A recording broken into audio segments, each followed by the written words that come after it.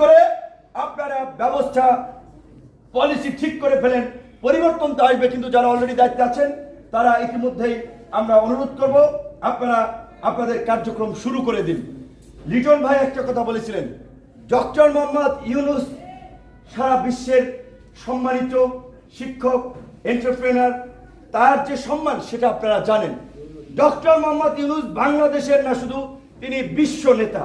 কাজেই আমাদের লিটন ভাই যেটা বলেছেন, বাংলাদেশের মতো, আমি চ্যালেঞ্জ বলছি, আপনারা দেখান বাংলাদেশের মতো কমিউনাল হারমোনি বা সাম্প্রদায়িক সম্প্রীতি পৃথিবীর কোন দেশে নাই। ইউরোপ, আমেরিকা তো ব্ল্যাক অ্যান্ড হোয়াইটের যে আপনার বৈষম্য অনেক ক্ষেত্রে দেখেছেন। ওই যে কিছুদিন আগে আপনার জর্জ ফ্লয়েড নাজর কাকে আমেরিকাতে যে একজন কৃষ্ণাঙ্গকে মারা হলো পুলিশ, সেটার দাবিতে কি আন্দোলন হলো, পুলিশি ব্যবস্থা সংস্কার হয়ে গিয়েছিল।